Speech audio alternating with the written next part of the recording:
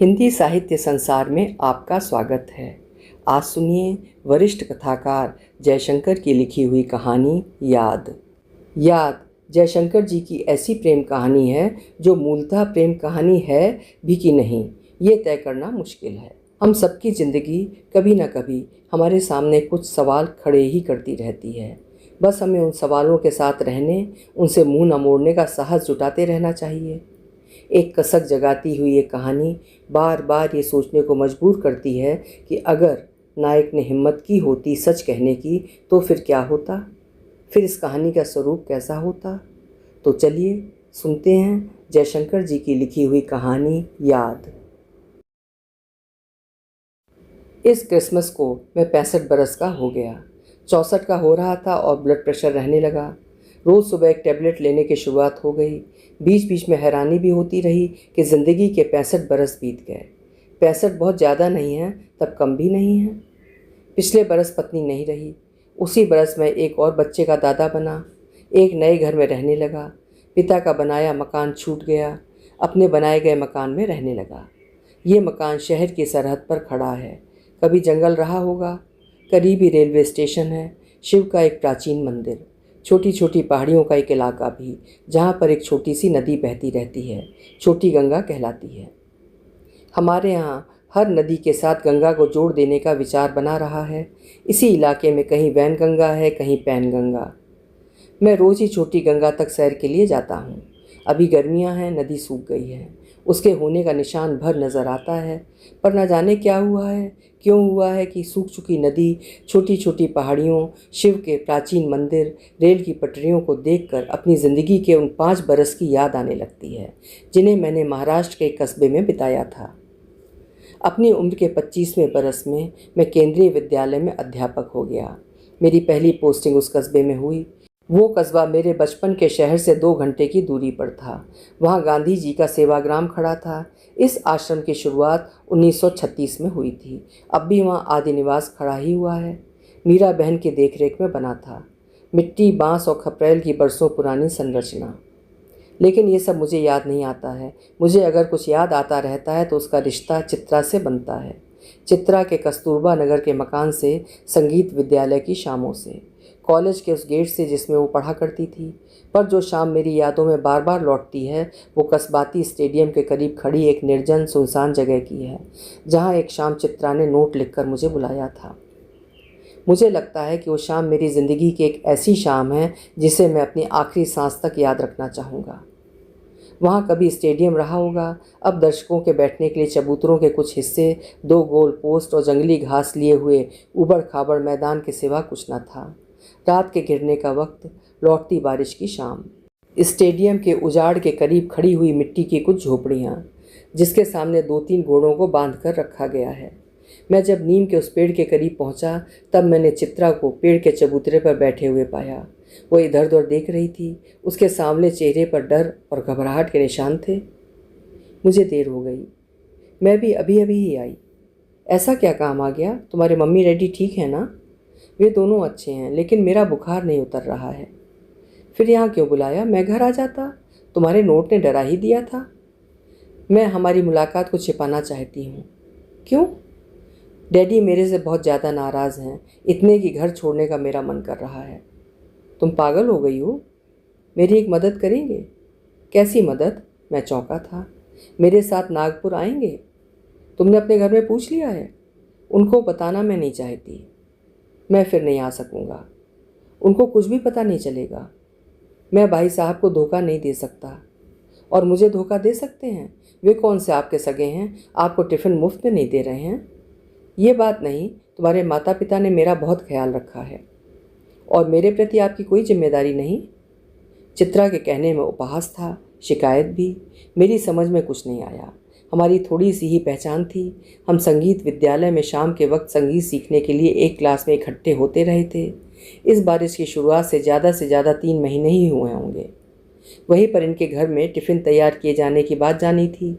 इनका एक आदमी मेरे घर 2 वक्त का टिफ़िन पहुंचाने लगा था। इस तरह भाई साहब और भाभी से मिलना जुलना शुरू हुआ। चित्रा का छोटा भाई कभी कभार हमारे विद्यालय की लाइब्रेरी में आ जाया करता था, बच्चों की पत्रिकाओं के लिए। मेरे बचपन के शहर से 2 घंटे की दूरी पर स्थित महाराष्ट्र के इस कस्बे में मैं इस बारिश की शुरुआत से रहने लगा था। केंद्रीय विद्यालय में अध्यापन के साथ साथ स्कूल की लाइब्रेरी की व्यवस्था मुझे सौंपी गई थी। महीने में दो एक दिनों के लिए अपने शहर चले जाया करता था। बाकी का समय इसी कस्बे में बिताना पड़ता था। यहाँ से थोड़ी दूरी पर सेवाग्राम, पवनार और भद्रावती नाम की जगहें थीं, जहाँ जाना अच्छा लगता रहा था। सेवाग्राम का इलाका गांधी से जुड़ा था, पवनार विनोबा भावे से। भद्रावती में पॉटरी का बड़ा सा केंद्र था, जहाँ कुम्हार अपना काम करते थे। मिट्टी से बनी चीज़ें बिकती थीं, कुम्हारी सिखाई जाती थी। चित्रा को मुझसे निराशा मिली। उसे लग रहा था कि मैं अगली बार उसे भी अपने साथ नागपुर ले जाऊंगा। वहाँ उनका कोई रिश्तेदार रहा होगा। मुझे चित्रा को उनके घर छोड़ना था। मैं कल सुबह ही भाई साहब से पूछ लूँगा। इसकी कोई ज़रूरत नहीं है। फिर तुम किसके साथ जाओगी? क्या मैं अकेले नहीं जा सकती हूँ? एडल्ट हो चुकी हूँ, बच्ची नहीं हूँ। लेकिन ऐसा क्या हो गया है? आप पर भरोसा रहता तो आपको ज़रूर बताती, पर आप तो बुज़दिल निकले। मैंने ऐसा क्या कह दिया है? वो देर तक चुप बनी रही। रात गहराने लगी। स्टेडियम को अंधेरे ने घेर लिया था। दूर की झोपड़ियों से आती मध्यम सी रोशनियों का एक आध धब्बा आसपास खड़ा था। वो अपने घर की तरफ बढ़ी थी। मैं उसे रुकने को कहता रहा। समूची स्थिति की जटिलता मेरे साथ खड़ी थी। मैं उसके साथ की ऐसी अकेली मुलाकात से भी भयभीत बना रहा था, संकोच और संशय से घिरा रहा था। मैं अभी अभी तो घर से बाहर निकला था। बीए की पढ़ाई पूरी होते ही नौकरी के लिए पढ़ाई में जुट गया। मुझसे छोटी 3 बहनें थीं। पिता की नौकरी के 3 साल ही बचे थे। घर में दादा दादी के अलावा एक विधवा होकर हमारे साथ रही बुआ भी थी। अब तुम बड़े हो गए हो, दादा दादी कहते रहते। तुमको अपने बाबू का हाथ बटाना है, बुआ समझाती रहती। बाबू को रेलवे का क्वार्टर मिला हुआ था। उनके पास ना अपनी कोई ज़मीन थी और ना ही कोई छोटा सा पुराना सा अपना घर। बरसों पहले दादा दादी आंध्र प्रदेश से आए होंगे। दादाजी दर्जी का काम करते थे। दर्जी की कमाई से अपने 4 बच्चों का पालन पोषण किया था। मेरे बाबू कोई मैट्रिक तक पढ़ा पाए और बाबू रेलवे में बुकिंग क्लर्क बन गए। बाबू के रिटायर होते ही हम हैदराबाद लौट जाएंगे, माँ कहती रहती। वहाँ हमारा क्या बचा है? बहनें पूछती। हमारा सब कुछ वहीं है, हमारे पुरखों का इलाका है, यहाँ हमारा कौन है? लेकिन घर कहाँ है? बहनें पूछती। हम बना लेंगे, अम्मा जवाब देती। अम्मा के इस हम में मैं भी शामिल था। बाबू को रिटायर होने के बाद मिलने वाले पैसों से 3 बहनों की शादियां होनी थीं। बाबू के अपने घर में माँ बाप के साथ और 8 भाई बहनों का बड़ा सा परिवार रहा था। उनका विवाह 40 बरस की उम्र में हुआ था। उनकी और दादा की कमाई पर ही सभी छोटे भाई बहनों का पालन पोषण हुआ। सबके विवाह हुए, सबकी गृहस्थियाँ बसीं। बाबू अपना घर नहीं बना सके। रेलवे क्वार्टर में ही 57 बरस की ज़िंदगी बीत गई, उनकी अपनी, उनके माता पिता और बचे हुए हम सब की। बाबू खूब ज़्यादा मेहनत करते रहे। अम्मा ने भी खुद को पूरी तरह गृहस्थी में झोंक रखा था। मैं ये सब कुछ चित्रा को बताना चाह रहा था, ये भी कि गरीबी में पले बड़े लोगों की ज़िंदगियाँ ऐसी ही होती हैं, कठिनाइयों, तकलीफ़ों और आधी अधूरी तमन्नाओं से लबालब। गरीबी, अभाव और तंगहाली परिवार के एक एक आदमी पर अपना बोझ डालती रहती है। किसी को भी उससे छुटकारा नहीं मिलता। मैं कुछ कहता उसके पहले ही वो स्टेडियम के पास की अंधेरी और सूनी जगह से चली गई थी। मैं उसके रोने से सकने की आवाज़ें सुनता रहा था। उस शाम के बाद चित्रा से मिलना नहीं हुआ। वो शाम की संगीत की कक्षाओं में भी अनुपस्थित रही। मेरे अपने स्कूल जाते वक्त उसके कॉलेज के गेट की तरफ सहज ही मेरी निगाहें चली जाती थीं। कभी कभार उसे गेट के पास अपनी सहेलियों के साथ देखता आया था। मेरे जहन में स्टेडियम के करीब की उस शाम का ख्याल बना ही रहा था। फिर एक दोपहर में स्कूल के स्टाफ रूम में अध्यापकों के बीच में इस कस्बे की एक ऐसी डॉक्टर पर बातचीत सुनी जो जवान होती हुई अविवाहित लड़कियों के अवैध रूप से किए जा रहे गर्भपातों के मामले में सुर्खियों पर आई थी। इसी बातचीत में यहाँ के लोकल अध्यापकों को कस्बे में घट रही इसी तरह की घटनाओं के बारे में बोलते हुए सुन लिया। इन बातों का असर भी रहा होगा कि मैं एक शाम चित्रा के घर की तरफ निकल पड़ा था।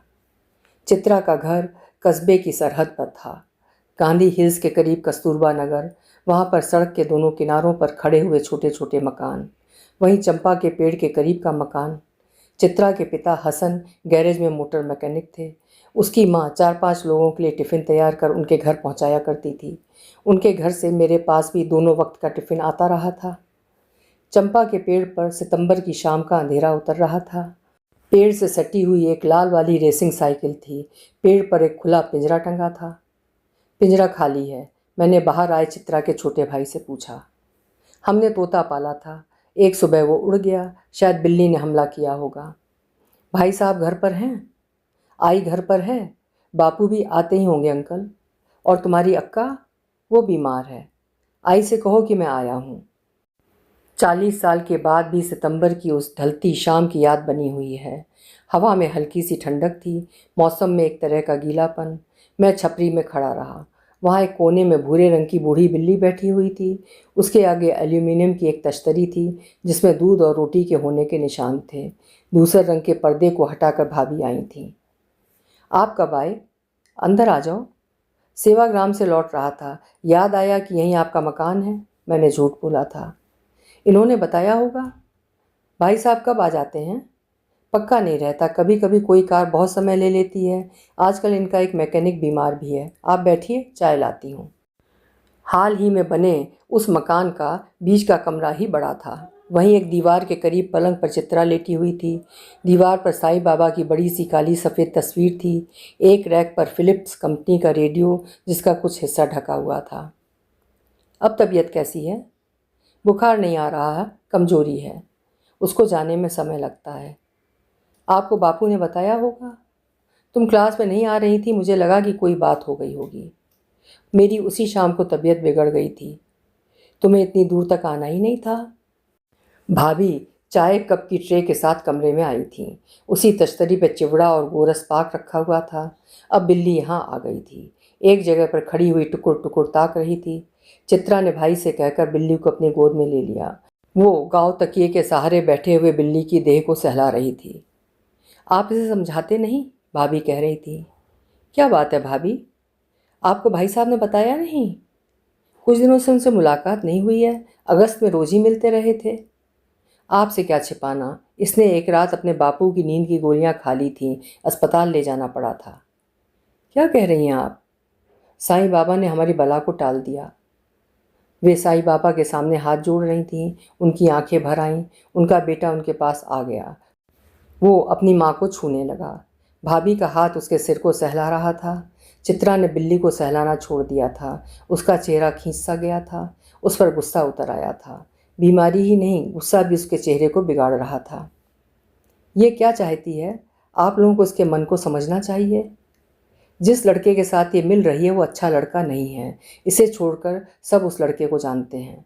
भाभी बता रही थी कि गांधीनगर में उसके पिता की स्टेशनरी की दुकान है। वो चित्रा का सहपाठी है। ये दोनों यहाँ वहाँ एक साथ दिखाई देते रहे हैं। इसके बापू उस लड़के और उसके परिवार वालों को जानते आए हैं। भाभी ही कहती रही थी, अपनी आर्थिक परेशानियों का जिक्र करती रहीं। भाई साहब की तबीयत और इस घटना के बाद की उनकी मनस्थितियों के बारे में बताती रहीं। वे रोने लगी थी। हमारा यहाँ कोई नहीं है, बड़ी मुश्किल से अपने दिन काट रहे हैं। सब ठीक हो जाएगा, चित्रा एक समझदार लड़की है, वो ज़रूर समझ जाएगी। मेरे ये कहते वक्त मैंने चित्रा को दीवार की तरफ अपना चेहरा ले जाते देखा था। बिल्ली अब नीचे उतर आई। भाभी ने वहीं खाने का आग्रह किया था। इसमें समय लग जाता, मुझे स्कूल से जुड़े कुछ काम निपटाने थे। मैं अपनी व्यवस्था, अपनी सीमाओं को भी जान रहा था। मैं अच्छी तरह जानता था कि मेरे कुछ भी कहने सुनने का उसके लिए जरा सा भी अर्थ नहीं रहेगा। स्टेडियम के पास की उस शाम के पहले मैंने उस लड़की को इतनी गंभीरता से नहीं लिया था कभी। बीच बीच में बहुत ही कम समय के लिए उससे मिलता रहा था। मेरे उनके घर से निकलते वक्त भी चित्रा ने अपना चेहरा दीवार की ही तरफ रखा था। वो मुझसे भी नाराज़ रही होगी। मैं उनकी छपरी की देहरी से उनके सिरहाने के करीब रखे स्टूल पर हवा से फड़फड़ाते हुए अखबार को देखता रहा। वहीं ग्लूकोज का पैकेट, दवाइयों की शीशियाँ भी रखी हुई थीं। खाना भी ठीक से नहीं खा रही है, छोटे भाई ने कहा था। तुम चुप रहो, भाभी ने डांटा था। मैं फिर आऊँगा, इस उम्र में आदमी ऐसा हो जाता है। आपसे 4-5 साल ही तो छोटी होगी, आपसे जिम्मेवारी ही सीख लेती। मैं लौटते हुए अपनी 19-20 की उम्र को याद करने लगा। बीए का इम्तहान देने के बाद के गर्मियों के मेरे दिन भर आवारागर्दी में डूबा रहता था। बियर और सिगरेट भी पीने लगा था। घर के बिजली और पानी के बिल भरने में देर होने लगी। अम्मा की हैदराबाद में अपनी बूढ़ी माँ को लिखी गई चिट्ठियाँ दिनों दिन तक पोस्ट नहीं होती थीं। इस पर से मैं पड़ोस के घर में झाड़ू पोछा करने के लिए आती मुझसे उम्र में बड़ी लड़की से लगाव रखने लगा था। घर के लोग मुझसे परेशान रहने लगे थे। तुम अब बच्चे नहीं रह गए, 20 साल की उम्र कुछ कम नहीं होती, बाबू समझाते रहते। घर में 3-3 लड़कियां हैं, तुम उनके बड़े भाई हो और वे तीनों तुम्हें देखती रहती हैं, माँ मुझे समझाती रहती। मैं बुरी संगत में पड़ गया था, अपनी परिस्थितियों को भूलने लगा था। मुझे अपनी उन भूलों भटकावों का फल भुगतना पड़ा। इम्तिहान का नतीजा निकला, मैं 3rd क्लास में पास हुआ था। मेरे 2-3 साथी फेल हो गए थे। बाबू को धक्का लगा, अम्मा की बेचैनियाँ बढ़ गईं। मैं कभी भी इतना ख़राब रिज़ल्ट लिए हुए नहीं रहा था।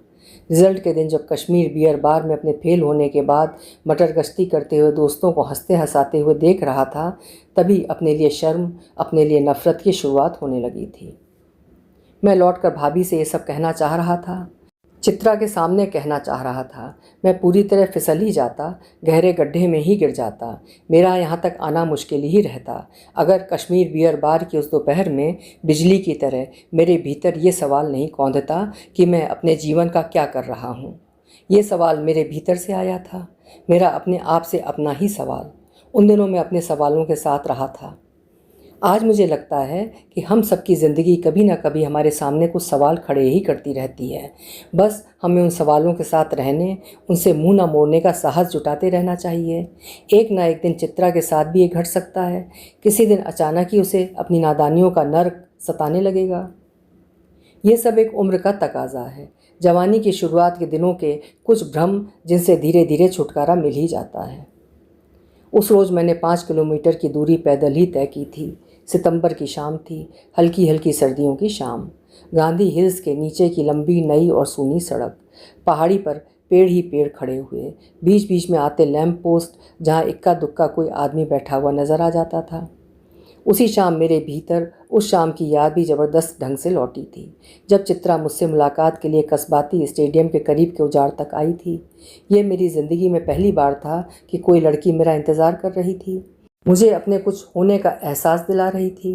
मैं वहाँ गया भी, मैंने उससे बातचीत भी की थी, पर मैंने ऐसा एक वाक्य भी नहीं कहा था जो मुझे ऐसी नाजुक, ऐसी निर्णायक घड़ी में किसी लड़की से कहना चाहिए था। अब मैं उस शाम को अपनी इस शाम में बार बार देख रहा हूँ, बार बार महसूस कर रहा हूँ। इधर मेरे जीवन की वो शाम लौट लौट आती है।